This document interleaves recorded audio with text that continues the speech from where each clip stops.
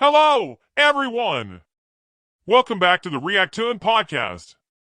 I'm your host, Mr. Meta. Today, we're diving into a topic that affects us all in various aspects of life, giving credit where credit's due. It's a simple concept, yet sometimes it seems to be a bit elusive for some folks. Today, we're discussing credit where credit's due, the consequences of false credit. Let's get into it. First off, what does it mean to give credit where it's due?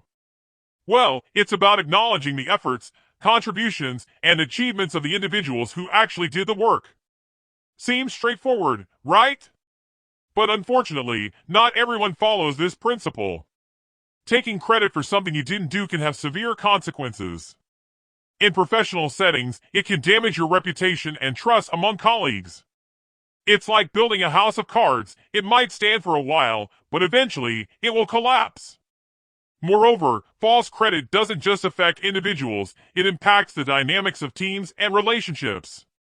Trust is the foundation of any successful collaboration, and taking credit for someone else's work erodes that foundation. Let's consider a scenario we've probably all encountered. You're part of a team project, and everyone has contributed their fair share. Yet, there's that one person who claims the spotlight for the entire project. How does that make you feel? Frustrated, right? It's demotivating and unfair to those who put in the effort. We need to realize that success is a shared journey, and attributing it to the right people not only fosters a positive environment but also motivates individuals to continue contributing their best. But let's delve a bit deeper into the human element of this. When you take credit for something you didn't do, it's not just about the work, it's about the people behind it. It's about the late nights, the brainstorming sessions, the shared challenges, and triumphs.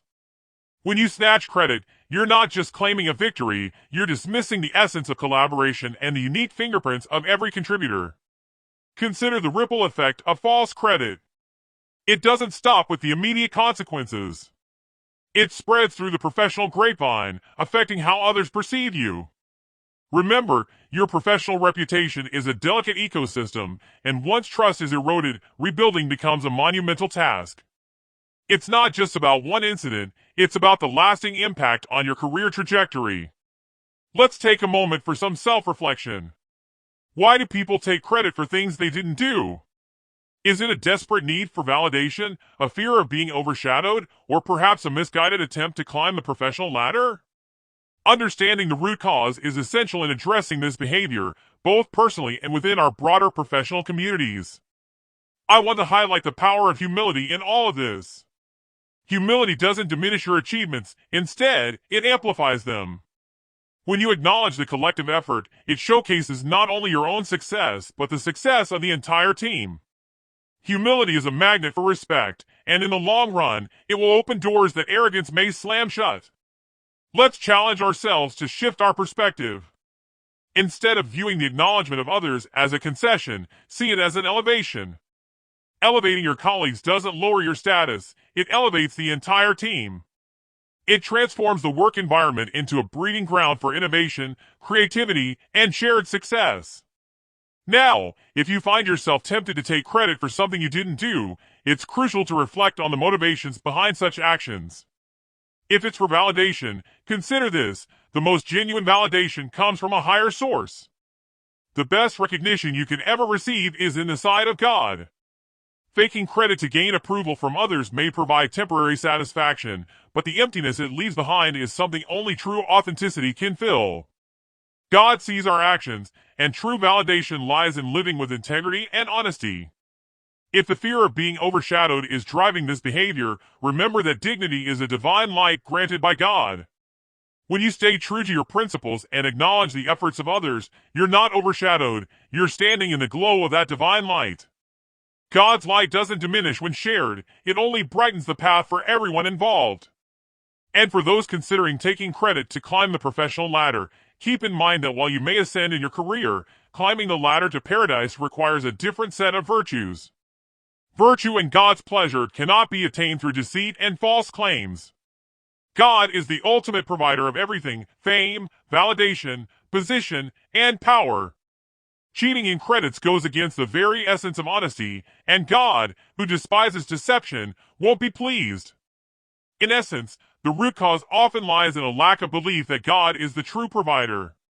Trust that God's plan is greater than any ladder you're trying to climb dishonestly.